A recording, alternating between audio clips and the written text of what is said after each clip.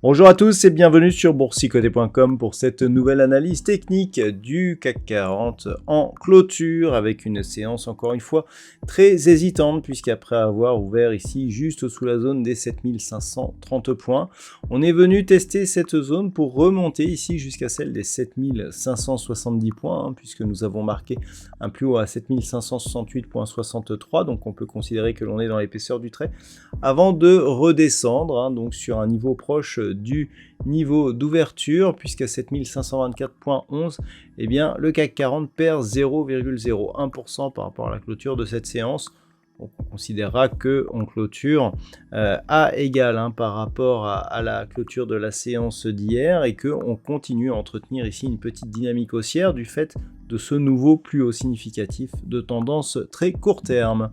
Au niveau des indicateurs techniques, eh bien, nous avons une configuration qui est en train de se stabiliser. On le voit notamment ici au niveau des histogrammes du MACD, le RSI ici qui continue à évoluer en zone neutre.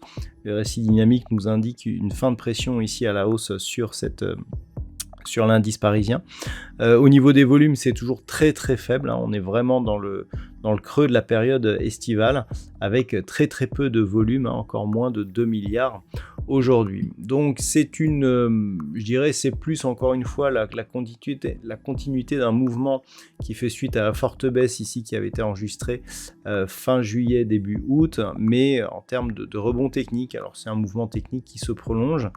On revient ici sur cette zone donc des 7570 points. Je vous rappelle que suite à la sortie ici et la cassure haussière de cette résistance oblique, eh bien c'est la zone à casser pour inverser la tendance. Au niveau du palmarès des valeurs, donc nous sommes à l'égal. On a Téléperformance qui gagne 1,85% et Edenred plus 1,04. Derrière Danone, Accor Hotel, Unibail-Rodamco, Westfield font partie des meilleures performances, mais sous les 1%.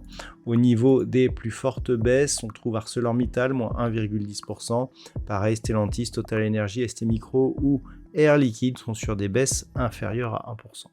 Donc, on le voit, c'est une poursuite de mouvement, pas grand chose à dire en termes de configuration par rapport aux séances précédentes, si ce n'est que, eh bien, effectivement, on vient inscrire donc ce nouveau plus haut.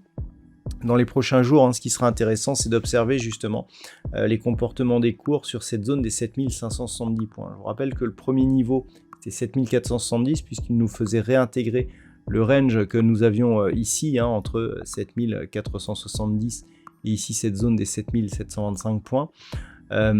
7570, c'était un petit peu la zone médiane, c'est-à-dire tant qu'on était en dessous, eh bien, il y avait un risque de sortie baissière du range. Tant qu'on était au-dessus, on regardait plutôt vers le haut. Donc c'était vraiment la zone d'équilibre, ce qui veut dire que par rapport à l'ancienne range, on est toujours sur un risque plutôt baissier. Et donc c'est au niveau de cette zone qu'il va falloir surveiller, puisque la rupture de celle-ci validerait aussi la cassure de ce dernier point haut significatif de la précédente dynamique baissière ici qui est représentée au sein de ce trend. Donc d'un point de vue chartiste, ça sera un signal important.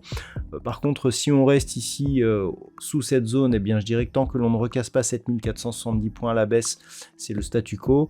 On reprendrait un petit risque baissier sur rupture de cette zone des 7470 points à la hausse. Un signal donc haussier au-delà des 7570. Si la cassure effectivement est significative et éventuellement avec un contact ici sur la bande de Bollinger supérieure, nous donnerait des signaux très positifs. Voilà donc ce que l'on peut dire sur cette analyse technique du CAC 40. D'un point de vue statistique, on reste dans une configuration assez équivalente, à savoir une neutralité. Alors on a un peu plus d'occurrence que ce que nous avions hier, mais on reste toujours dans une certaine neutralité, même avec un petit risque baissier. Là encore, pas énormément de conviction ni de potentiel, mais en tout cas c'est ce que nous indiquent les statistiques au vu de la configuration technique identique repérée sur les 20 dernières années.